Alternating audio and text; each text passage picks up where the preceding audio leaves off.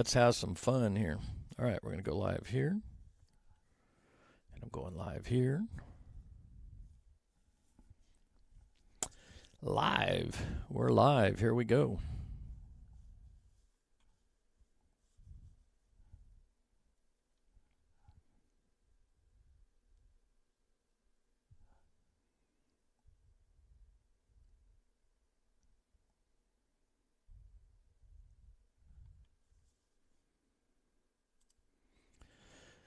All right, welcome to the pre-show for our Inside Draft tonight. Let's see who's, we go live a little bit early so we can get people to join in early as we go live at 6 o'clock officially. So I've been doing this as a little relaxing pre-show before we bring our guests on so we can get people warmed up. We've got a few people ready to go on Short Track TV. We're broadcasting both on Short Track TV and on Facebook tonight. So we'll see who jumps in here. Get everybody going. So we have our guest tonight. I won't spoil it yet, but we put it out on Facebook a little bit earlier. Kind of a duo tonight, but the focal point will be young Jeffrey Erickson. I guess I did just spoil it, let the secret out. Bradley's going to join us as well, so it'll be a little bit of fun the way we've set this up tonight. Seth Bowles, hope you have a great race. We do, Seth, and we're going to miss you badly. You've been a big part of the team all year. I know you're off playing with those hot rods and Ferraris and whatever else. So let's see. Mike Johnson, same pro late model rules for next year. Yes, Mike, I hate rules changes. When we originally did the Nut Up Pro Late Model Series, long before it hit TV. I started working on this in 2011, really launched it aggressively in 12 and then 13, and then, of course, TV in 2015. My commitment to the teams was 5-year blocks of rules. And as a race car driver, a car owner, the worst thing we can ever see is rules changes. You know, it just extincts parts. Every time a sanctioning body tells you they're going to save you money, hold your wallet. We're going to make a rules change to make things more cost effective. It always costs you money. It's much like the government telling you, we're going to raise taxes and help you or something.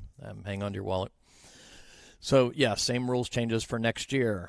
5:57. We go live at 6 o'clock officially. We start the recording, and what we're doing here tonight, for those of you that haven't caught the Inside Draft yet, for the last 2 years we've done driver documentaries, driver profiles inside our MAV TV show.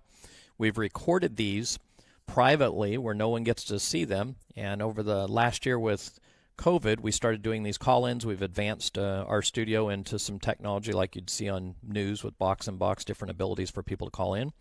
And it was so interesting. We make up about a 2.5-minute piece, these mini documentaries, the behind-the-wheel driver profiles that hit MAV TV.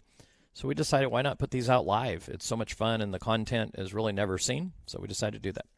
Kirsty Young, we're excited to be running this weekend. Kirsty, we're excited to see what our junior late model drivers do. And as we'll talk about, there was a young junior late model driver that's on the show tonight that picked up a major victory in his first start in the Nut Up Pro Late Models. And it's always so interesting to see how fast you kids are, the foundation that's laid in the junior series. And we'll talk to Bradley tonight a little bit about that. So it's really interesting to see that foundation, how it works. Let's jump down the line here. Fred, have you ever run dwarf cars at your track? We've run dwarf cars when I had the Chowchilla Speedway. Very exciting. So at one point in time, 2009, 10, 11, we ran Chowchilla Speedway and the Madera Speedway and ran dwarfs there. We run INEX Legend cars at our track right now. Johnny, best of luck to you all. Johnny's one of the better flagmen in the United States, certainly one of the top guys in the western United States. And if you are patriotic, you love nothing more than seeing Johnny's red, white, and blue American flag go up in one hand, that checker in the other, and when they go, absolutely gorgeous. Got to see it just a couple weeks ago. We aired on MAV TV, we aired round 1 of the Mission Modifieds with Johnny's flags flying. Good luck from Bakersfield. Lori Brannon, good to have you along, Lori. 5:59, 1 minute. We officially go live here with our recording. Let's make sure we get everything triggered here. I do these shows by myself, even though I'm spoiled, and Matt helps me with a lot of the setup work and deserves all the credit for the cool stuff here. Got a great crew that works with us. So again, what I do here, a little pre-show to bring everyone in. We've got Bradley and Jeffrey Erickson in the bullpen over here. I can see them on the other screens, I should say. We've got something real cool for you guys. A couple of pictures coming in. Let's go back here. This Facebook, I always have to move it up and keep up with it. Eric Gonzalez, I'm watching. Can't wait this weekend. Eric's one of our big individuals that helps us big in the way of, a very important person. Pretty husky guy too. So, caught my big bass lately from Bradley Spangler. I'll catch whoever's bass if I can. All right, 6 o'clock. Welcome to the Inside Draft.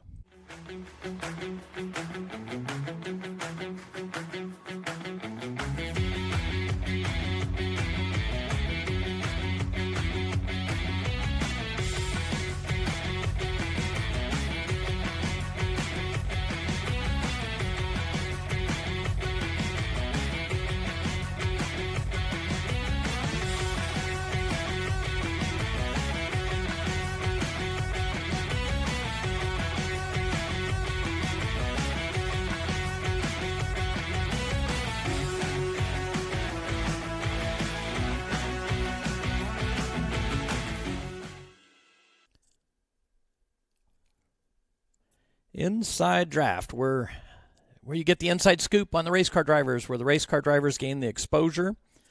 Tonight's guest will be young Jeffrey Erickson. A little bonus, we've got a little high-tech stuff going on. We've got Bradley will join us as well. But before we get to them coming up here in just a second, it's time for a little bit of news and upcoming events. Certainly the biggest news, let's go back a little bit here. Jaden Walbridge, Nut Up Pro Late Model Series 2021 champion. What a championship battle that was. Came down to the wire. Very, very intense. Looked like Matt Erickson would be the champion going into the final event. But it turned out that things took a big turn with about 6 laps to go. A couple of big turns, actually. Looked like Jaden was out of it. Looked like Matt was the leader. And then it flip-flopped by the end. And Jaden struggled with mechanics. The car wasn't running well in the final night, but it was enough to get the job done. He won the championship. So interesting enough, we've got Ron Hornadays bringing out Landon Lewis to the Triple Turkey Open this weekend, which is much earlier than it normally is or was last year. So you've got Jaden Walbridge and Matt Erickson that will be out there going toe-to-toe with that Charlie Wilson well-prepared race car. They found some stuff they're pretty happy about. So that'll be interesting this weekend. And on the 5150 side, you had Brody Armtrout that ended up taking the lead from Jacob Smith. Jacob really took care of that Barrett Polhemus that actually Landon Lewis is in Barrett's car this weekend.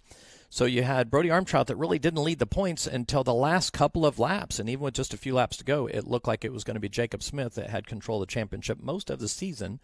But it's not over until it's over. So that was some really, really exciting stuff. Kyle Keller won the overall championship and the local Madera late model championship. But again, the big champions were Jaden Walbridge and the Nut Up Pro Late Model Series and Brody Armtrout and the 5150 Junior Late Model Series. I'm really excited to see what all these young drivers do in the next year. And okay, from there, upcoming events. Let's go. Let's pull this down. Again, I'm on my own here. Having a lot of fun. Actually, Matt, our lead editor, does a lot of the cool stuff here, helping me set up, and I get to play with it by myself so Matt doesn't have to stay late because we have a lot of long hours to spend this weekend. So upcoming events. This weekend, the October 16th Triple Turkey Open. Now, traditionally, this race we held it last year as an open race in November. We were asked by a couple of racetracks to please not host a race in November, so I was trying to be considerate. So we did not do that. That would help another racetrack that's trying to do a big event in November. And then what we also had was a few of our teams had vacations planned. So the first week of November, we have a banquet. In the second week, we have Thanksgiving, obviously. And if we did a race in November, it would create 3 very busy weekends for our race team. So quite a few asked us to not host a race. Myself, personally, I think it was a little bit of a mistake. This race was really big, 36 cars last year at the Triple Turkey Open. It was enough time where everyone, even though we had 2 back-to-back races, basically a week off, week on with the TV show, This is really tough with the short track shootout just 2 weeks ago, even though it was one of the cleanest races I've ever seen, one of the best races. Really hard on a lot of teams to get back, so we're expecting 22, 23 race cars, something like that. I think if we host it next month, we would see 35, 36, something like that. So we'll see how it works out. We may make an adjustment next year. That Triple Turkey Open, speaking of that, we've got Bradley Erickson on with us tonight, and he won that. First kid to go from the 5150 Junior Series, first start and win the Pro. On the screen right now, the Pumpkin Smash coming up. Geez, I think this is 14th annual Pumpkin Smash. Would have been the 15th. We had to take last year off. That's October 30th. That's where we bring the kids in. We trick-or-treat them through the pits. The drivers decorate their cars. And if any of you drivers out there, make sure you bring candy, decorate your cars, do all the things we have fun doing with a Pumpkin Smash that we could not host last year because of COVID. So this year it'll open up. I believe we're opening at 4:30 grandstands, and about 5:30 we'll trick-or-treat the kids, 5:30, 5:45. A little bit after 6 o'clock, the kids come out on the track and they smash all the pumpkins for us. And then the kids go up for a costume contest in the grandstands while I'm in the water truck. We're putting soap and water all over the racetrack. And then once the costume contest is done, somewhere around 7:30, we drop that green flag, and it's like a moving destruction derby for 200 laps, $2,000 to win. And so much fun. A lot of families that normally don't come out to Speedway. A lot of just family, trick-or-treat event. It's become an annual thing. Really a lot of fun. Like I mentioned, we didn't get to it last year. We're doing it this year. We've got a surprise, too. We're looking for a bunch of orange water balloons. So we're probably going to put some tubs out there and let the kids chuck water balloons at the cars while we're at it as well. So should be a lot of fun. So that's the news that we have. And what tonight is all about, as I mentioned in the pre-show, we've been doing these for a couple of years. And they're behind-the-wheel driver profiles that we insert in our MAV TV show. And in the past, they were just the 5150 Junior Late Model Series. Now we're adding them to the Nut Up Pro Late Model Series. So you've seen Jaden Walbridge and Kyle Keller, a few others we've done segments on. But what we wanted to do while we're doing all this work behind the scenes, it's so interesting. We only air about 2.5 minutes of this. Even myself, we completely cut everything out, my voice, everything. And we only air about 2 or 2.5 minutes of this on MAV TV, and we thought, why not go live while we're doing this? I mean, it's really, really neat content. You get to know the drivers. We had so many comments on Brody Armtrout, Jaden Walbridge. Just you really get to know their personalities in a much different way. So we decided, let's go live. And then after we're live on Short Track TV, why not we go live on Facebook as well? So we're getting ready to bring both the boys in, both the Erickson boys. So what I will mention is if you guys want to participate and get a question in, probably could even make MAV TV, ask us ask a question of the boys. I'm reading a couple questions right now. But if you've got a question for Bradley or for Jeffrey, ask on Facebook. Facebook over here on my right. On my left is our Short Track TV YouTube channel. So either one, ask it, and then I'll ask the kids the question. If you've got a question for me, I'll certainly ask that, and then I'll try and grab it at the rear. Somebody right before we bring the boys in here, do you know the biggest crowd before 2021? Biggest crowd, I'm assuming you're asking at the Madera Speedway. This is on Short Track TV. Clarify that a little more. Is it a short track shootout crowd? Those crowds are gigantic. The Harvest Classic, open wheel crowds. Or are you going all the way back to the beginning? Because if you go back to when I first started going to Madera Speedway, when racing was really in its heyday, that we're trying to recreate some of that energy, you couldn't get a seat at those open wheel shows. So, all right, what I want to do right now is let's roll a sample for you guys that haven't seen it yet. We're going to roll a sample video. Let's see who Matt put in here today. He kind of surprises me. It's Kylie Eath, and this is her driver profile. And when we're all finished up with Jeffrey Erickson, this is similar to what his will look like. Obviously different content, but the format. So I'll let you guys watch this, and I'll be right back with you.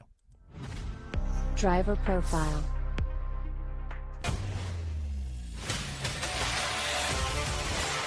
I started racing when I was 6 years old in a quarter midget RMR in Salt Lake City, Utah. I had some wrecks that I flipped upside down, but I loved the adrenaline and all the speed, so I continued to go and just live the dream that I've always dreamed of. My dad got me into it. He really put like a spirit into me, and he's been one I looked up to. My dad raced for 16 years. He won 3 championships in a row at RMR in Salt Lake City, Utah. And then He just retired so that he could follow me around and let me live my dream. And I've raced the junior, Stinger, I've raced the midget, I've raced the modified, and here. It's given me a lot of seat time, and it's given me a lot of confidence in how I can drive a car and the difference between all of them, but it's also put together who I am and how I can drive today. So Kylie Eath has moved back up to her original position in 10th. And you know, for Kylie, start 14th has made a bit of a move. Yeah, I've always wanted to be on something like this on TV, to be seen, to go big, so it's really valuable to me. I've seen a bunch here and I finally made it here, so I'm really proud of it. Well, I've wanted to accomplish to either get a top 5 or a top 10, but I've got wrecked a lot or in wrecks, so I'm digging for that one today. I'm just going to keep digging, keep pushing myself to be better. My dream is to make NASCAR and to go big, but I'm just going to push myself and make it so I can go there, make myself out there for people to see. I just say to go for it and just live your dream. If you think you have it, just shoot it. You got it. Driver profile. All right, that was Kylie Eath, and that's a little sample of what Jeffrey's will look like. So without further delay, let's get ready to bring Jeffrey in. Here's something, I haven't even seen this yet. Matt put a little intro together that he will expand on, and this will become Jeffrey's behind-the-wheel driver profile. Driver profile.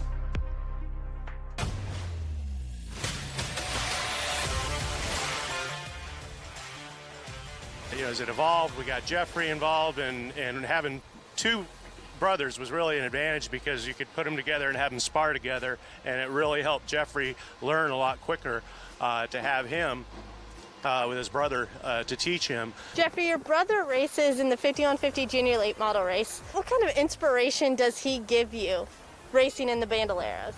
He gives me a great inspiration. He's an amazing brother, and I hope he does really well after this race. We went all over the country. We did quarter midgets, we did go-karts. And Jeffrey Erickson, 9 straight wins out of 9 starts, unbeaten for the year. How will you remember this season and this night? It'll be very memorable. I'll probably remember it from the rest of my life about this season and how great this was. And just an incredible year for you and your brother taking home a championship as well. How important was that to the family for you to come home and sweep the season here tonight? that was really important, and I'm really proud of my brother too. He's had some luck, some not luck, and I'm really proud of him and all my family for everything. Sure, it won't be long until we see the Erickson brothers side by side in late models. Jeffrey Erickson captures the championship here in the 2020 season with an undefeated mark. As there's a look at that 23 car of Jeffrey Erickson, the driver out of Phoenix, Arizona. As this time by, we've completed 6 laps. It's a 40-lap opening segment. Well, he was undefeated in the Bandalero Series last year. He's in 5th this year in the 5150 Junior Late Models, and kind of an adventurous first half of the race for you, Jeffrey. How's your feeling so far about the way the first half played out? It's been okay so far. Hopefully we can have our car get some good adjustments and have some good outcome of it. I know you've been working hard all season. What does it say about your team and the preparation level on this race car that you guys are running within the top 5? Yeah, we have a great team. I'd like to thank LNS Framing, Fast Sign Motorsports, Chris Bray, and my mom and dad and my whole crew, and everybody that helps me. Well, they got a bunch of people working on the car, getting it ready. The second half coming up for Jeffrey Erickson here at Madera.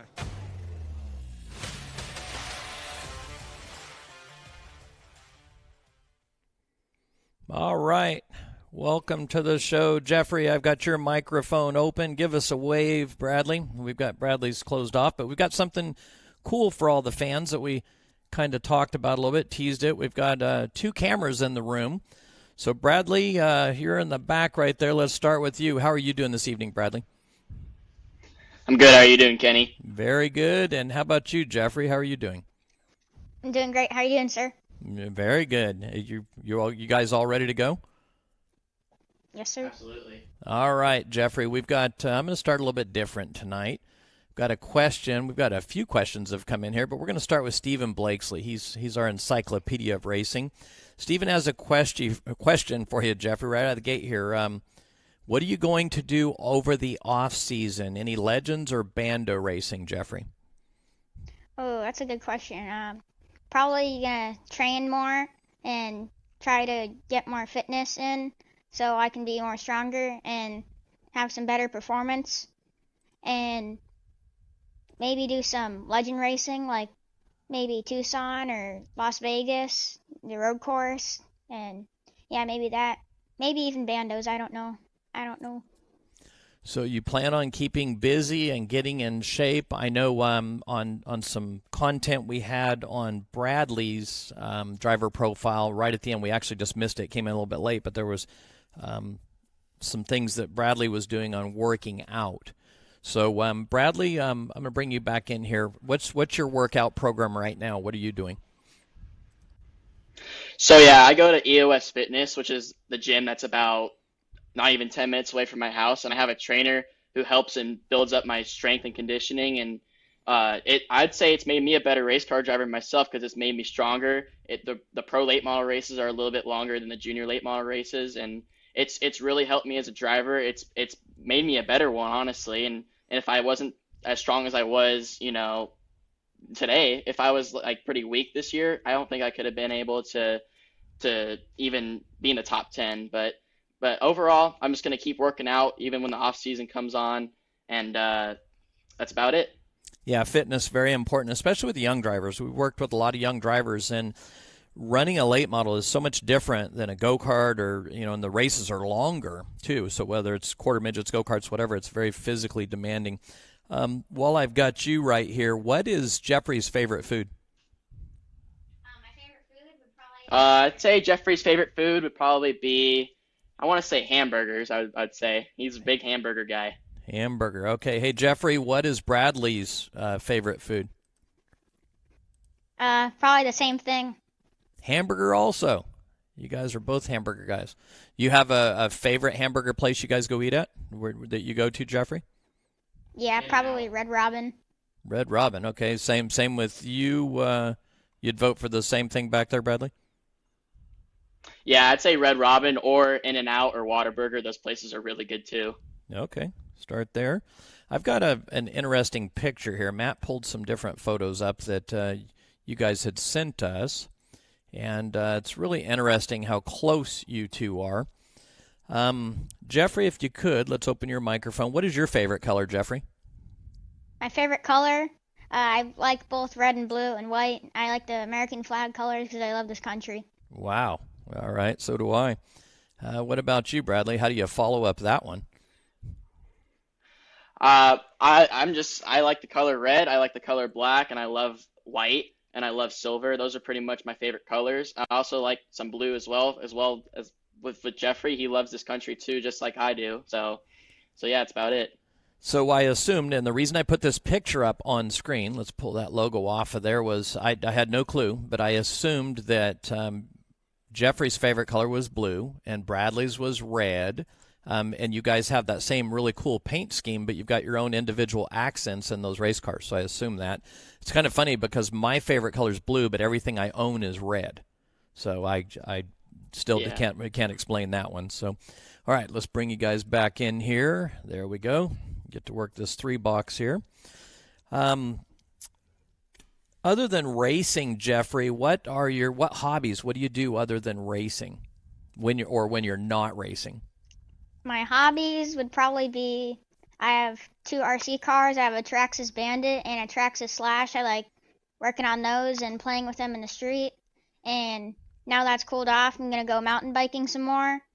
And probably, I do have a personal trainer. I work out with him at least 1 time a week.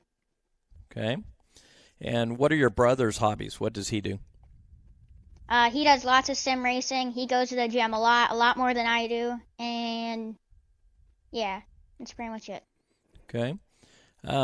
Bradley, speaking of sim racing, just an interesting question. How much do you think sim racing helps the young drivers? You know, you kids are amazing how advanced you are, how much you can adapt. When I started the 5150 Junior Late Model Series, I had a lot of people. I was kind of a punching bag even at a high level for some folks thinking it was crazy. But after working with kids in 2013, 14, and then 15, I had so much confidence. How much does sim racing do you think plays into this where you guys, young drivers, can actually do what they do? You know, I think just being on the sim every single day, it's helped me become a really good race car driver. And it's, like I said, it's one of the big reasons why it's helped me a lot. Just it's kind of close to real life because you're feeling every single bump in the track with the wheel and everything. And just like getting the control of the wheel and, you know, how to push the gas pedal and how to use the brakes and how to save tires, how to race around other cars. And pretty much it all translates to real life. You know, it's, in real life, you got to do the same thing. You got to learn how to push the gas pedal the right way. You got to learn how to use the brakes, not burn up your tires, you know, save your car. And pretty much if you can do all those things, I think you come out a winner at the end of the day. And I can relate to that from my flying as a pilot. The simulation really made you feel like you're already in those situations oftentimes. What is your brother's favorite music? What's Jeffrey's favorite music? He loves AC/DC. He's a very big AC/DC person. He listens to a lot of songs from them, and he listens to just pretty much anything that's out there. I'd say so. Wow, AC/DC. I'm liking that kid more. He loves the American flag. He likes AC/DC. That's the stuff I grew up on. Now let's bring Jeffrey back in here real quick. Jeffrey, how'd you start listening to AC/DC? Well, my dad listened to it a lot, usually on the road when we started driving to Madeira in our truck and trailer. My dad played some AC/DC, and I liked it and went on Spotify and started playing it, and I just fell in love with it. Wow, that is really cool. What's your give me an AC/DC song that you really like? Probably TNT. There you go. That's got a good upbeat. You listen to that in the headset for you get in a car, you're probably going to go wide open, give them more than the car has. Yeah. Jeffrey, what makes you laugh? Is there anything that makes you laugh? What puts a smile on your face? Probably just anything. Can your brother be funny at times? Bradley funny? Yeah. Yeah. Now, I see that you even mentioned in several interviews how much your brother makes you proud. It seems like you two are very, very close. Are you guys as close as you seem to be? Yeah. Absolutely. How much does let me bring Bradley in here real quick. Bradley, how much when Jeffrey has success, does that make you, when he wins a race, he won so many in the Bandos, is that as rewarding to you as yourself winning a race? Absolutely. I mean, I just look at the things that Jeffrey has done in his career, and it's great to see Jeffrey, moving up the ladder in racing. And, and I think in a couple of years, I mean, he's already great right now. Like when he started in the junior late models, he was a lot better than I ever was. I mean, he got a top 5 in his second ever race. It took me 3 races, which isn't a very big difference, but I mean, he ran up front a lot more often than I ever did in my first season. And he's only 12 years old. All these other kids are like a lot older than him, and this is his first year in a junior late model in a full size car. And he's done a great job. I've been very proud of him. I don't even really think I've had to coach him, honestly. He's just done a great job, and I can't imagine the great driver that he's going to be here in a couple of years.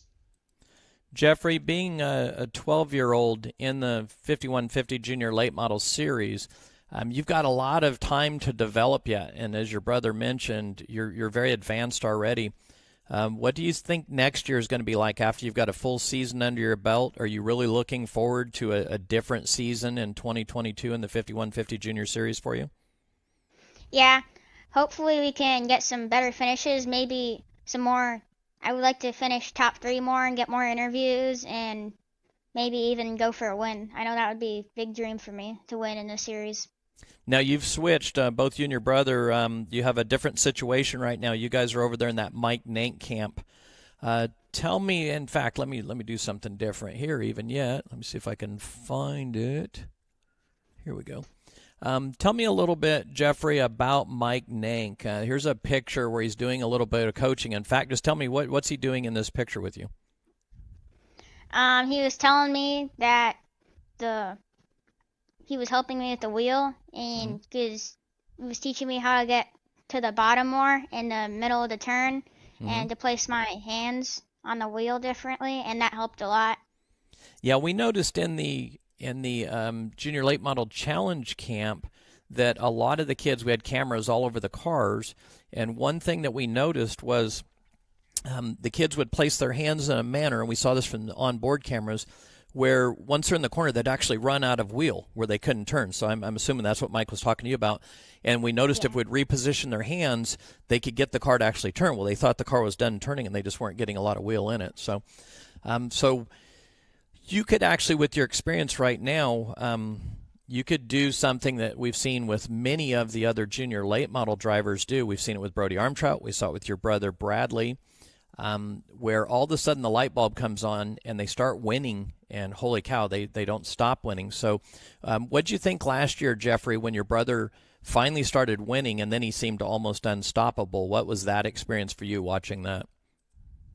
It was a great experience for me. I thought that, I was like, how is he doing that? Because I had only driven a Bando, and I was like, wow, this is insane. And then I was like, well, if I do this, then I get some tips for him. I could be just like him. So you're 12 years old right now. Where do you think you will tell the fans how old your brother is, and where do you plan on being by the time you're your brother's age? My brother is 15, and by the time I'm his age, hopefully I'm still racing. Hopefully maybe some pro late models, or maybe SRL, or some other big races. Tell the fans what school you go to. I go to Altadena Middle School in 6th grade. 6th grade. What grade your brother in? Tell the fans that. He's a freshman in 9th grade. Okay, what is your favorite subject in school? Probably math, and I think that helps a lot with cars and racing. What's your least favorite? I don't really have a least favorite. You are almost a perfect kid. Now, how is that happening?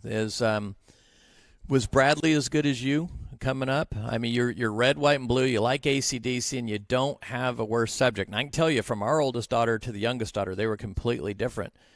Jeffrey, was Bradley the same way? I'm just a perfect kid like you. Yeah, I think so. I don't really remember that much, but I think he liked all of his classes the same. Bradley, what's your favorite subject in school? Even right now, what is it? Right now, I'd probably say either math or science, because you have to be really good at math and science to be a good race car driver, because there's a lot of math and science involved in racing. What about a least favorite subject? Is there anything that you don't enjoy but you just do it? I could certainly tell you I had one of those in school. Yeah, as of right now, so far for my school year, it's been pretty good. I haven't had a least favorite class. I mean, when I was younger, I didn't really like some of my classes, but as of this year, I'm kind of like Jeffrey. I don't really have a least favorite, honestly. Now, I had, believe it or not, my least favorite subject in high school was a class that was mandatory. They made us take, and it was speech, on how to give speeches. And when I first had that, I hated that class. And by the time I was finished, and it was just, you know, with your peers, you felt like, boy, if you get up there and you say something stupid, you were more focused on how you looked versus what you were really saying. And when I learned to just enjoy it, it became, by the end of high school, it was one of my favorite things to do. And certainly as a race car driver, we better learn how to speak. Tell us, Bradley, there was a video that I received, and you were giving a speech. I believe it was on physical fitness. How did that class help you out? And it seemed like, again, you guys you're so well-mannered, so good on the TV cameras. How much did that class help you as well? It helped me a lot, because it helps a lot with like my strength and being able to drive a race car as well as I think I do. I mean, for a pro late model, you have to have a lot of strength to drive that car for 100 laps, and sometimes even 150. I mean, depending on how long the race is. I mean, this year in the pro late models, we've had a lot of green flag racing, like not that many yellows, and we've just gone caution free a lot of those races, and I feel like that's where like my strength has kicked in. That's really where I've been able to hang in there for all of those 50 laps until we get to the break. So, I mean, at the break, it's pretty good. I'm feeling really confident, and then we just get ready to go for 30 laps. 30 laps is like a piece of cake for me. Like for 50 laps, yeah, it's important to have strength, but those last 30 laps, like I said, it's a piece of cake. So, how physically demanding? Really how physically demanding is it in the race car when you do a 40 or 50 lap run like that? It's hot, right? It's very hot in these cars. How physically fatiguing is that in those race cars? It's very fatiguing, especially like when you're at a track where it's really banked. Like we tested an ARCA car with Bill McAnally Racing about 2 weeks ago. We went to Kern County Raceway, and that track was completely different than any other track I've raced at. Like Madera, it's a lot different than Madera. It's a lot different than the bull ring at Las Vegas Motor Speedway. And that track, it's kind of shaped like the bull ring, but it's a little bit bigger. It's a half mile, and you're going a lot faster than you are at the tracks I've been racing at. So it took me a little bit to get used to it, but that's where my strength had to really kick in to be able to get on the brakes, because the brakes are a lot more different than a late model, and the horsepower is obviously different. They're completely two different cars.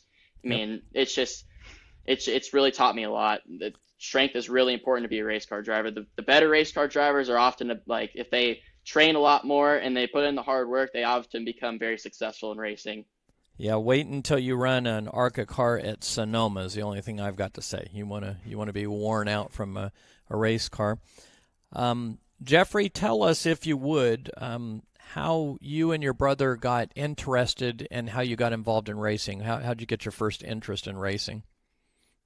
Probably watching NASCAR on TV and my dad showing us pictures of when he raced and when my grandpa raced, and we had little NASCAR diecast, and we fell in love with those. We had a lot of those, and my brother got an iRacing simulator, I think at the age of 4. He's had his account before I was born, and I saw him doing a lot, and I really want to do that too. So I did that, and yeah, I liked it, and I got into a quarter midget and fell in love with it. So what was it like with your brother already racing, kind of paving the trail for you, and you were around it? Did that make it a lot easier for you? Yes. Yeah, so it kind of laid the path there. So tell me about all of the different cars you raced from the very beginning all the way up to the junior late model. Tell me about each different type of car you've competed in.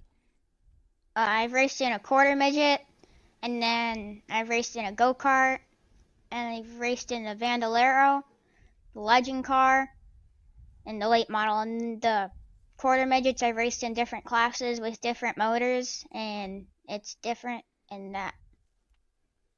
What class was the one that you feel like prepared you the best for the 5150 Junior Late Model Series? Probably Senior Animal, because it was the fastest, and you had to be very precise with your line. Really aggressive racing as well in that division? Yes. Yeah. We've got a couple of questions here I want to fuse in. Brittany Bowles is asking, Jeffrey, what's the biggest thing you learned in your first year in the 5150 Junior Late Model Series? Probably mostly to never give up and keep trying, because I remember my first race at the halfway break, I was like, how am I ever going to get back into this car and finish off the race? And I finished off the race and did it again, and it kept getting better and better, and I wasn't getting more tired. And last race I wasn't tired at all, and I was ready to get back in that car and see what I could do. Do you feel like you've been able to improve in each and every single time you get in that car, each different race? Do you feel like you improve quite a bit, Jeffrey? Yeah, I feel like each race there's something, even if it's just a tiny little thing, can help you learn more. Like, even if it's your line or how you're doing something or how you hold the wheel, or just pretty much anything. Okay, let's go back to those quarter midgets.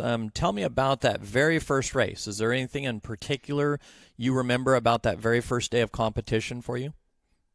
Yeah, I remember the first race. I was so excited, and I started second, and there was a red flag in the race, and all I could think about was finishing first and passing that one car. But the kid was a lot older than me, and he was able to do it, and I wasn't, and I was pretty sad, but it was really fun. You were sad because you wanted to win really bad? Yeah. Yeah. Well, that's a good instinct already. Bradley, tell me about, if you would, tell me about your memory of Jeffrey's very first race. I remember Jeffrey's first race. Basically, he kind of already said it. It was basically he was in second, and the kid was a little bit older than him, but he just drove away from Jeffrey a little bit. And I remember Jeffrey came off the track. He took his helmet off, and he was crying. He was really sad. But I told him, I was like, hey, this is just a start. Just, you're gonna have a lot of these days where you just feel like you're just really sad because you didn't win. But I mean, overall, that's racing. At the end of the day, you're not gonna win them all. I mean, that's just how racing works. You're gonna have your good days, and then you're gonna have your bad days. That's just what racing's all about. How much, it sounds like you've been able to mentor your younger brother a lot and coach him through what you've learned. How much do you believe you've been able to help him?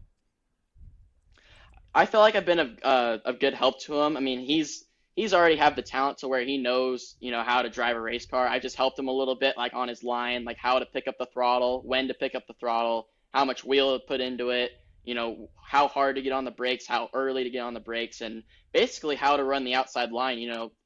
I pretty much taught him how to run that line, how to be fast up there, especially like when that sun goes down. The high line really is the preferred line at Madera. So, I mean, if you can run the top at night at Madera, it's just, you'll be really good. And I think from my experience in the junior late models, I've taught him how to do it, and he's listened very well, and he's done a really great job of listening to my advice and just doing what he does usually.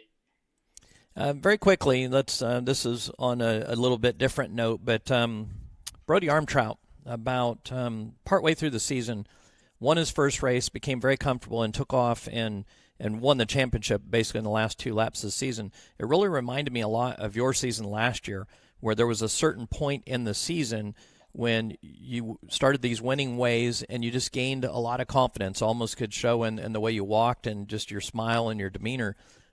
Could you relate, or were you able to watch what Brody was doing and kind of relate that when the light bulb switched on and your winning ways took over last year? Did you kind of recollect on the same thing happening to you? Yeah, so we kind of had, a similar start to our season. We kind of honestly had identical seasons, like the first 2 or 3 races, we kind of struggled a little bit trying to get that first win. But then just like what you said, like that light bulb, something just clicked, and something like for him, he won 5 races straight. I didn't win 5 races straight, but I won 5 races in a whole season.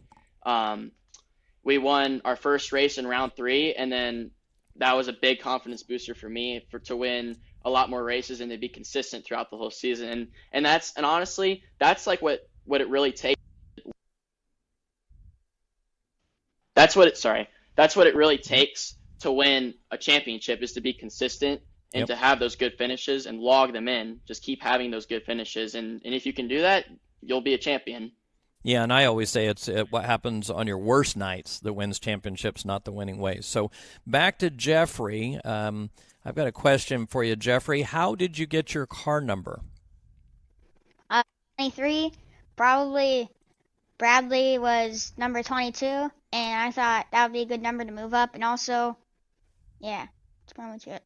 And my dad's friend, Spencer Clark, and he passed away in a highway accident, and yeah. And his number was 23? 23, yes. So that's a wonderful tribute to Spencer. And then with the winning ways that you guys have. Now, how did your brother end up with 22?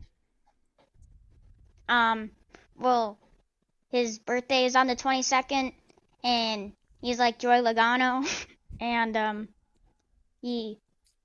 when he first got a ride for his legend car with Tucson Motorsports Inc., they gave him the number 22 out of nowhere, and he's always stuck to that number and liked it.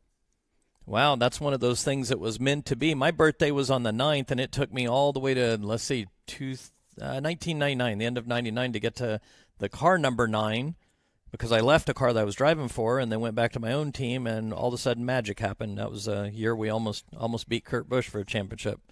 So maybe birthdays are the number that people should pick. Jeffrey, if you would, let me move here. Tell me a little bit about your father, if you would, Jeffrey.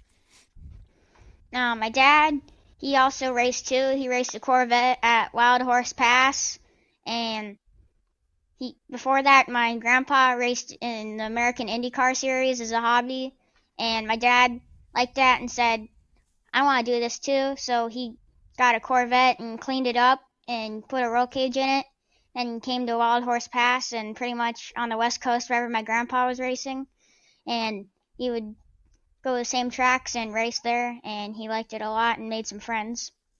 Tell me about your mother. My mom went to U of A, and she's a great mom, and she's always there at the halfway break to support me, and she always makes sure I'm hydrated and gives me everything I need at the halfway break to have a better half of the race. What's the best thing about both your parents in your mind? Probably that they both have the passion for racing, and their dream is for us to make some good racing series one day.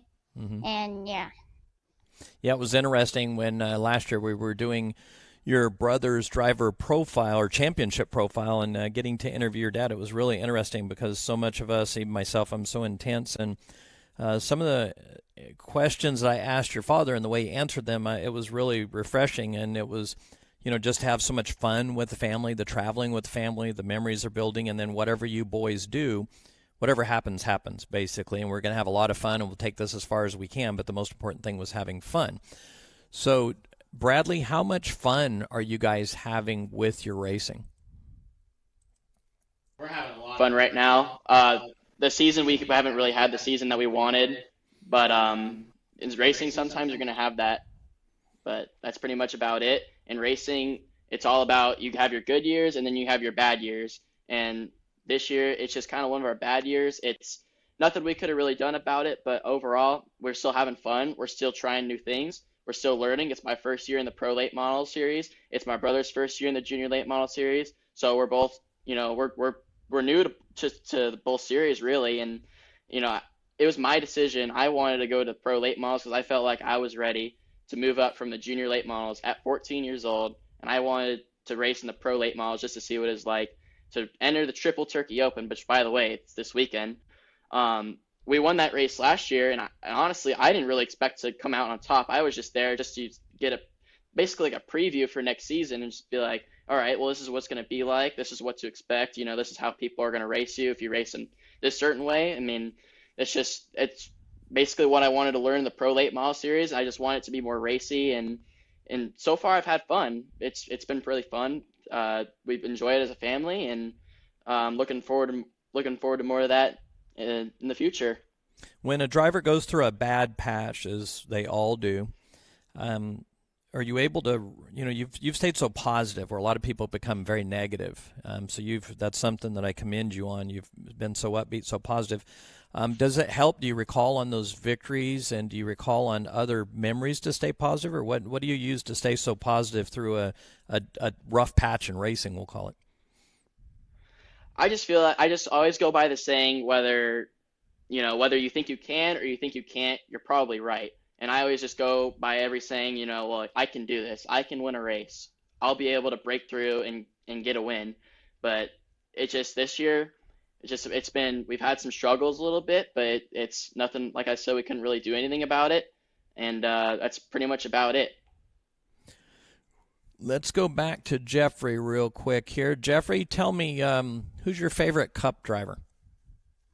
I don't really have a favorite. I have a few favorites. I probably have Kyle Busch because in 2015, after seeing him break his leg at Daytona and Xfinity and coming back and all of his training to win the championship, that really made me think, wow, this guy's the real deal, and I liked him a lot. And then Kyle Larson, after he lost his ride, and then I thought he was done, and he came back, and he's probably going to finish top 3 in the championship maybe this year, and he's won lots of races this year, and yeah. What driver would you like to be the most like if you become a NASCAR Cup driver?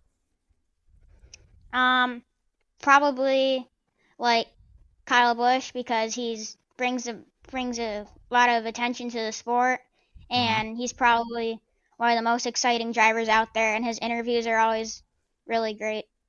Yep, absolutely. And it's Like Dale Earnhardt used to say, whether they're cheering or booing, at least they're paying attention, they're making noise. So Kyle's been very good at that. Let's shift gears a little bit here. You guys just spent some time working on the race cars. How much do you guys work on the race cars? I understand you spent some time with your grandparents, and you were over at the Nank Clower Motorsports shop and spent 2 or 3 days up there. Jeffrey, tell me about that experience. Well, it's pretty hard to work on our cars since we're in Arizona, and our cars have been in Las Vegas, and now they're in Sacramento, and it's pretty hard to go just to walk over there or drive over there because we have school, and we can't just drive over there. It's pretty far, and I was able to go over there, and Mike Nake, he showed me everything and was able to teach me more about the cars and a lot of things I didn't know. So that I believe it's very important for the young drivers to learn as much as they can about their race cars, because it'll relate to you guys being able to give better feedback. So the more you can learn, very important. Also the camaraderie, especially working with such a professional team there. If you would, Bradley, tell me a little bit about that experience up there at Nank Clower Motorsports. It was a great experience. I mean, Mike taught me a lot of stuff that I didn't really know, to be honest with you. And he's taught me what bad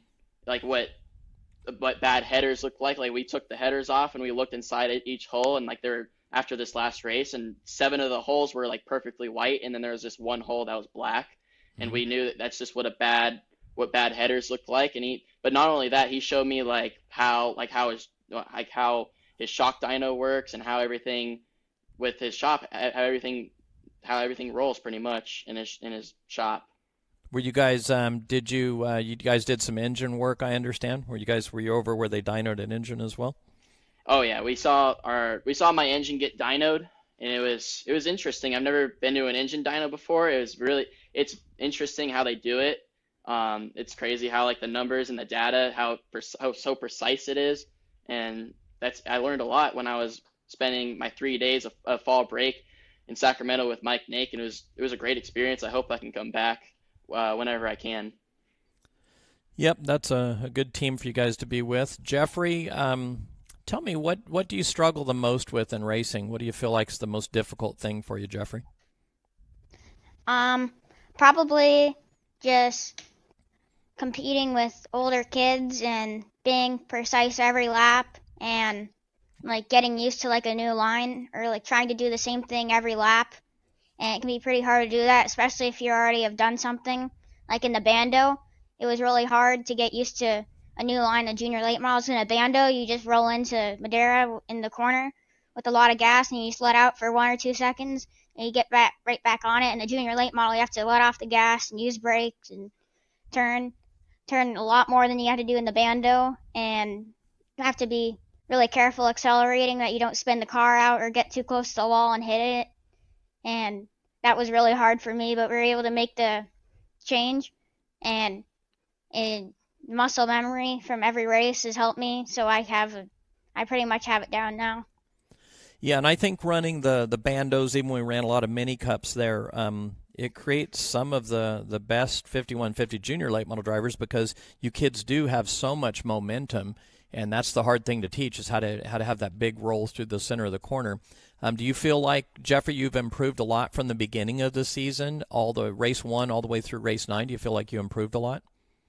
Yeah, I feel like I've improved a lot, definitely, because in the first race I was really tired, and I wasn't that great on my restarts, and I probably could have gotten a decent finish the first race, and keep looking back at it, I was like, wow, I probably could have gotten a good finish in this race, but I really just didn't have it down, and I was really scared at the beginning to wreck the car or wreck into somebody, and I was really scared, but now we're able to keep a good line, and I'm not really that scared anymore, and yeah.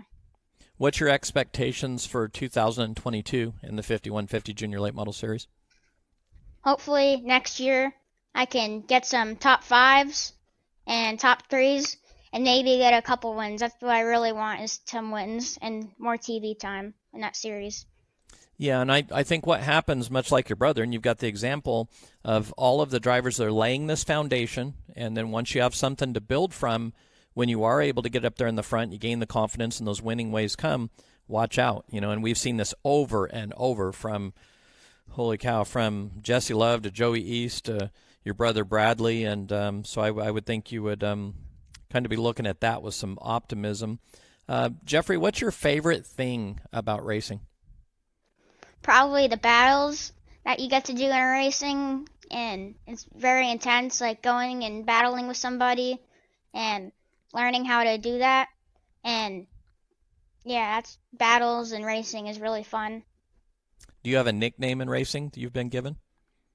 Yeah, in 2018, it was 2017, I think, in junior Honda, I won at Daytona in the quarter midgets, and Butch Lamb, the announcer, who also made my suit, he gave me the nickname The Jet.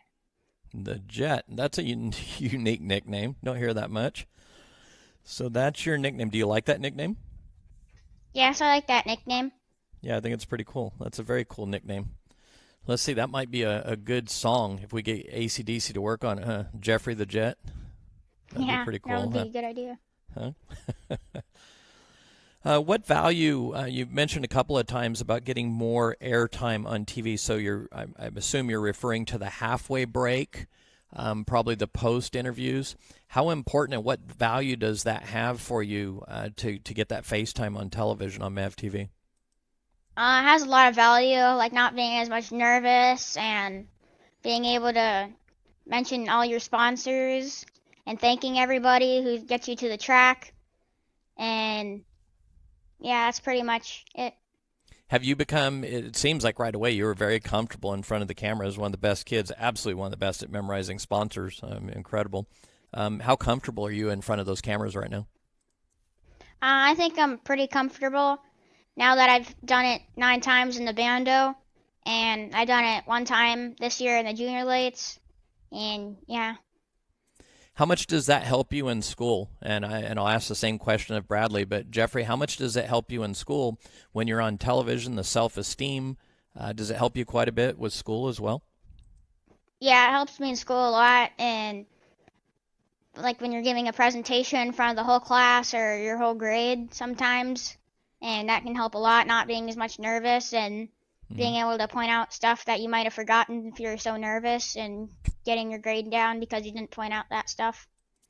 Yeah, we've heard that quite a bit, Bradley, that we've had that same situation where a lot of the kids will report back, hey, from being on TV, on MAV TV, spending a couple years here, now when I speak or any different things in school, I'm much more confident now. And I've even been contacted by some school teachers of various race car drivers, and it was something something I'm very proud of, frankly.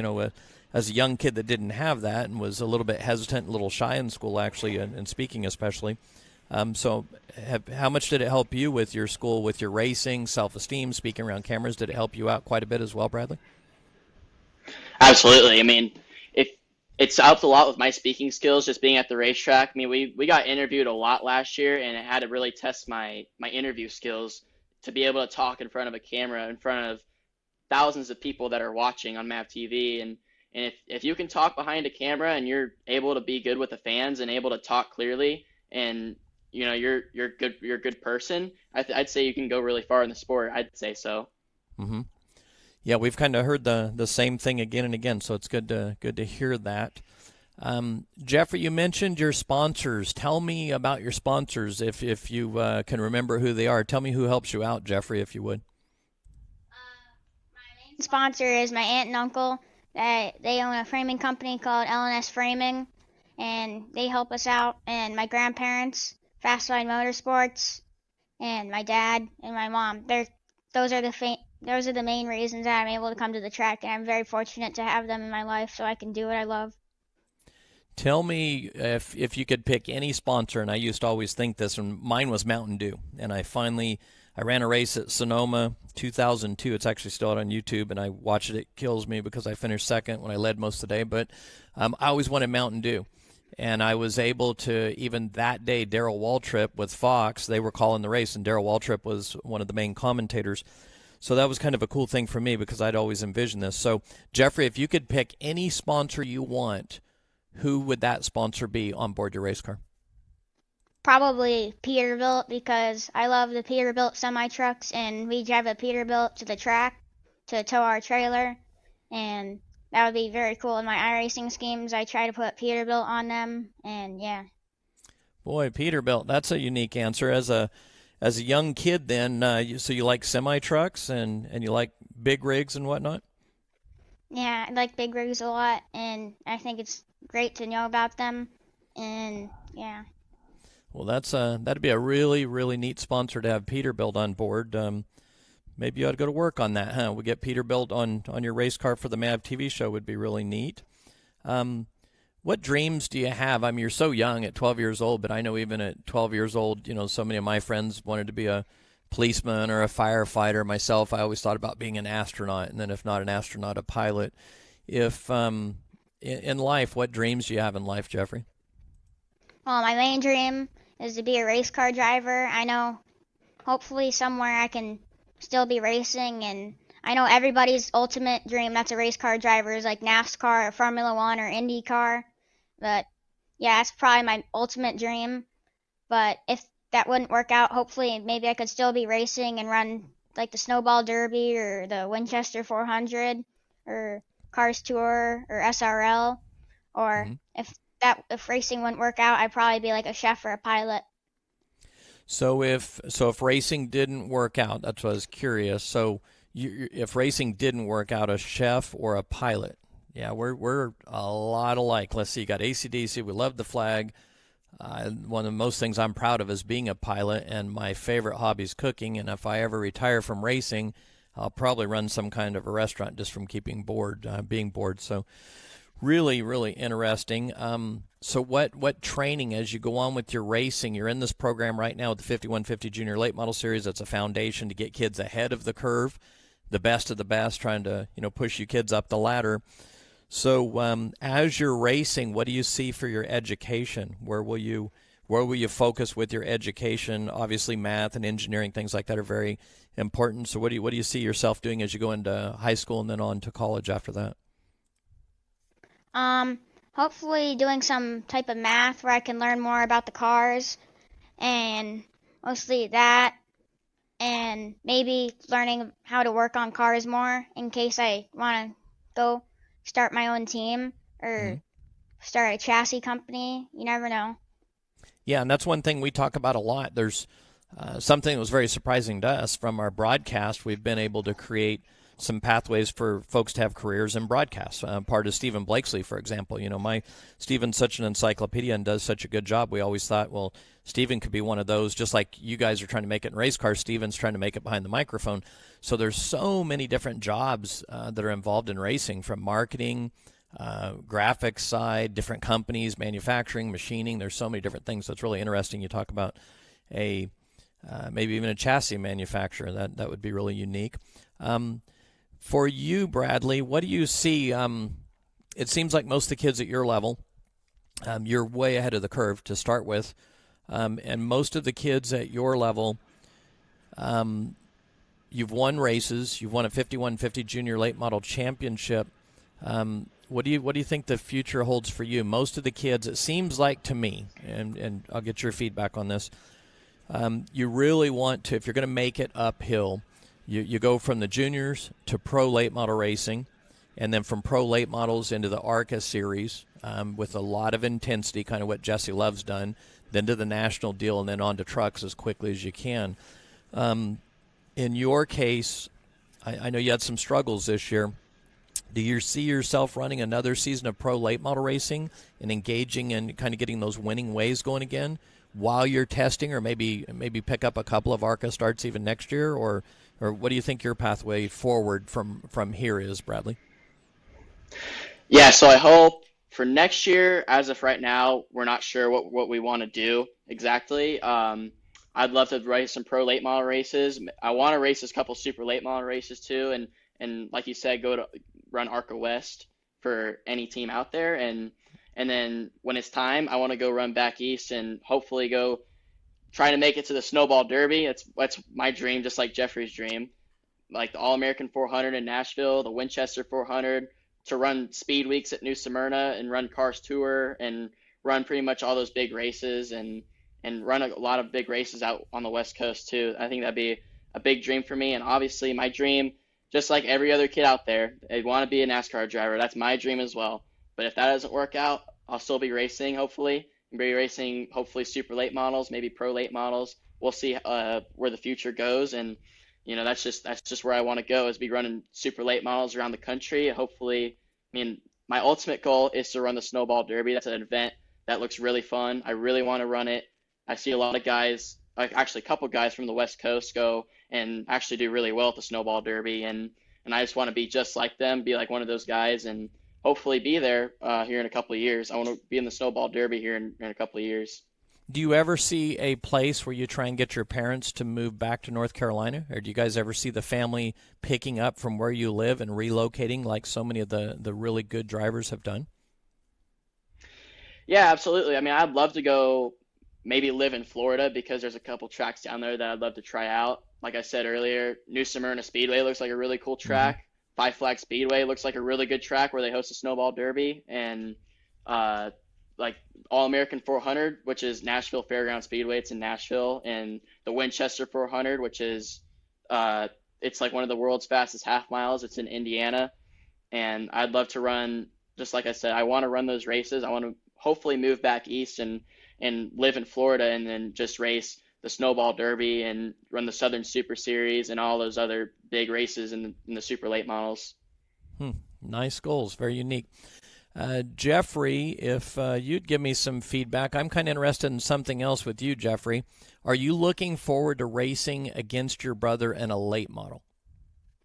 Yeah, I've always wanted to do that. In quarter midgets, it took me a while to move up to the higher classes. And then once I finally did, once I reached the age 2, I was racing against my brother, and I love doing that. And I think it taught me a lot, racing against him and seeing what he does in racing, and not just watching him. And maybe now, we haven't raced each other in a while, maybe in a late model we could do that, and I think I would learn a lot, and it would be great if we could do that sometime. Yep, I was kind of curious about that. Now, you mentioned Kyle Busch. I'm friends with Kurt and Kyle, and there's this brotherly dynamic, and we see a lot of times where the younger brother is actually the more winning brother. They both win a lot. Do you think that could happen with the two of you, where ultimately you're the Kyle Busch and your brother's the Kurt Busch? Yeah, maybe that could happen. I mean, I've beat him once before at Mini Indy in a quarter midget and senior animal, and that was probably one of the best feelings I've ever felt in racing. Bradley's still a really great driver, and he has great potential in the sport. Now, could you imagine being like Kurt and Kyle Busch, where it's almost unheard of, where two brothers, obviously there's been others, the Burtons, but very rarely, and, Labanis and whatnot, but if both of you were able to make it to Cup, if you could do that, that's probably the ultimate goal, right, where you'd want that as bad as yourself making it there? Yeah, that'd be awesome. That would probably be a great dream to have, and that would be just amazing. And I would love to see that happen. Maybe if you get really lucky to do that, because you have to be very fortunate to do that and have the right people behind you, and be good with social media and sponsors and interviews, and mostly behind the wheel too. The most, absolutely, you've got to be just almost perfect in every aspect of racing. The business side is so important, the sponsorship side, that you guys are learning so much, and that's what we try and create as a foundation where you guys can learn so much about.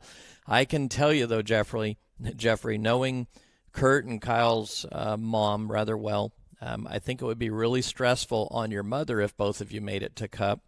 What do you think, Jeffrey, right now? Is it really stressful on your mother with both of you racing, say even in the same night, even though it's different divisions? How stressful is that on your mother? I don't know. I think she's kind of not that stressed anymore. Ever since she saw my brother his first time racing a Legend at Tucson Speedway, and that was his first race he had, and it was a lot bigger track than quarter midgets. He was still running quarter midgets, in fact, and it was against people that have been doing it for almost like 20 years or 10 years, and people who are very experienced. And those cars they're really sketchy, but they're also a lot of fun. And my mom was really scared in that race. Yeah, and pound for pound, those are really good race cars, but we've seen some pretty wild accidents at times in those cars, too. They're like an open-wheel car, aren't they? Yeah, they're really sketchy. And when I raced one at the bull ring, I was pretty scared. And the first 2 races I had there, I was really scared of wrecking it or crashing into the wall or spinning out. And yeah, but starting in a late model, I think that helped a lot with Legends too. You bet. What advice, Jeffrey, would you give after having a full season of 5150 late model racing under your belt? What advice would you give to the new kids? We've got a lot of 10 and 11-year-olds coming in. You're going to be the old man in the series or right in the middle of it. What advice, Jeffrey, would you give to those new drivers coming into next year? Probably to never give up, because when I first was there, I was like not doing that well in practice, and I was really scared. I was like, well, I'm not going to be doing that well, but ever since I got in that race car and I was able to do pretty decent my first race, I was like, okay, I can do this. So it's just probably to never give up, and if you're not good the first time, and keep doing it, and you eventually get better. And yeah, because I know my brother, his first time he wasn't the best, but now he's a champion in the 5150 junior late model series, and he has so much to come forward in the Nut Up Pro late models. And for you, Bradley, what advice would you give to these future drivers, all these new kids coming in this next year? What advice would you give? Kind of following up like what Jeffrey said, basically just never giving up. I mean, like I said earlier, whether you think you can or you think you can't, you're probably right. If you think you can, you're going to go, if you stay positive and you keep working hard at it, you're going to go places. But if you're just that guy who, doesn't put in the hard work, who's always negative about everything, always blaming other people, it's probably not going to work out for you pretty well. So that's what I would say to any young driver coming up, wanting to be a professional race car driver one day and having big dreams of going really far in the sport. That's pretty much what I would have to say. That's probably my best piece of advice to give them. Very good advice. Have a positive mindset. And you two are good role models already in that regard, both very well-mannered, very positive young men. Had wonderful seasons last year, had some struggles this year. You've still got the Triple Turkey Open this weekend. Can you repeat that amazing victory that you had last year? Do you think you can repeat it? I think so. I mean, I think we know what we did last year, and I know what to do personally as a driver to go 2 in a row. I mean, last year it's just about being there at the right place at the right time. This year it's a little bit different. Last year it was 75 laps straight with no break. This year it's 100 laps straight with no break. So it's really if the driver who has, like, if they have something wrong with their car, what can they do as a driver to make sure it's not that bad? Like, what can they do to make sure that the race car is still fast? Because you're not just going to pull onto pit road and make an adjustment and go all the way to the back and cost yourself track position. That's probably not the best solution to probably do. I mean, maybe maybe I can enter the corner this way. Maybe I can, let these guys go race hard and then come back later. I mean, it's just a lot of things to think about when you're racing that race. But, I think I'm ready. I think I can hopefully make it 2 in a row. That's just my goal. I've been looking forward to this race all year, just like the short track shootout. The short track shootout didn't really go our way. We had some mechanical problems, but this year for the Triple Turkey Open, I'm feeling really good, feeling really optimistic, and I think I know what I can do to go 2 in a row. That's really what I wanted to do all year long, is just to win this race 2 years in a row. I think that'd be really special. Yeah, that would be an absolute great way, momentum builder going into the off season, saying the least, and keep a smile on your face. For you, Jeffrey, what are your thoughts about the fact that Nate Clower and Mike Nate trust you so much? They've made some changes to a race car, I understand, that you're getting in Friday night. You're going to do a little testing of that. So they're using you as a test pilot. They have that much trust in your feedback already. What's that mean to you, Jeffrey? That definitely means a lot. I think that's a great car. And yeah, I think that maybe, I don't know, I don't really have high hopes to go P1 that night and run the race the next day, but hopefully I can just race the car, or not race the car, just test it well and get some lap times in and see what that car does, and see if it does something better than my car. I could give that feedback and get it to my car so I could have better changes next year and have a faster car in the upcoming season. Yep, and that's what a compliment for them to put you in that position. At the same time, what an opportunity for you to fill another race car, like you said, and you're very smart to figure that out. If something's a little better, how can we adapt that to my race car? Jeffrey and Bradley, I appreciate your time so much. It's been a wonderful time. I've gotten to know you guys over the last couple of years, and the goal here, a lot of people watch this after we put them up. Most of the time they watch them over the next 2 days. A lot of people watch these. The last few have been between the two, about 1,600 people watching them. And then certainly for you, Jeffrey, a lot of people watch on MAV TV. Before we go, Jeffrey, is there anything you would like to add to this that we haven't covered? Anything you would like to touch on? No, not really. I think we covered a lot, and I really enjoyed doing this. Well, and it was a pleasure. I've enjoyed having both of you guys on here. Like I say, for the race fans out there in Short Track TV land down on Facebook, those of you that will watch this after the recordings go up, follow the Erickson boys. Very special, kind young men. And Bradley and Jeffrey, thank you so much for your time. Can't wait to see you guys down at the racetrack. Last time, other than the banquet coming up, it's always kind of bittersweet. We've all worked so hard. The season's over, and we're tired. But 2 days after the season's over, I'm ready to go again, and I'm sure it's that way for most people. So thank both of you so much. Jeffrey, thank you so much for your time. Bradley, thank you so much for your time tonight. Thank you for having me, Kenny. It's an honor to be on here. Yep. Thank you, Kenny. Jeffrey, Bradley, Erickson, thank you so much. All right, good night, guys. Race fans, we appreciate your time tonight. I know we've gone a little bit long, so we'll hold. We've got some really neat tips and tricks coming up, a lot of marketing content that we're working on. I mentioned in the off season. For those of you that watch this in recorded version afterwards, make sure you subscribe to Short Track TV. A lot of great content coming up, a lot of educational content we're working on in this off season. This Saturday night, October 16th, we have the Triple Turkey Open, an earlier version in October to help a few other racetracks out so the schedule stay clean. Really neat format. We've got Jaden Walbridge coming down fresh off of his championship. We've got Matt Erickson, one of the most winning drivers at the Madera Speedway, that's down. Ron Hornaday's brought Landon Lewis out.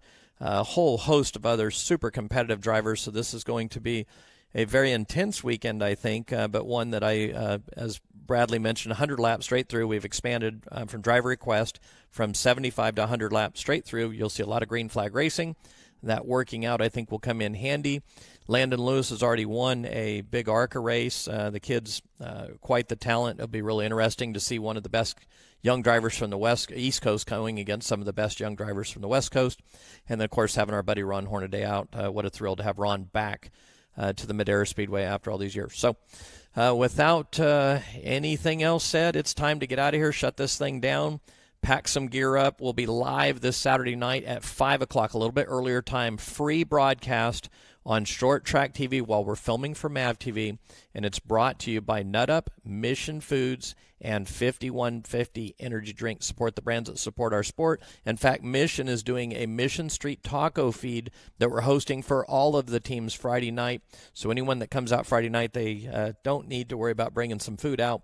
The most tasty food around, a whole variety, even some innovative new brands that aren't out in the market yet that our race teams will get to sample from Mission Foods. So I appreciate everyone joining us here on our Inside Draft show that we put on for all of our gaining all of our drivers as much exposure as we possibly can and letting you fans get to know those drivers. So it's time to say goodnight. We hope to see you Saturday night at the Madera Speedway. We go 5 o'clock is when the main events go, a little bit earlier this week. Hopefully you can make it out in person. If not, you're too far away, make sure you tune in to Short Track TV. We'll see you this Saturday night. Good night, fans.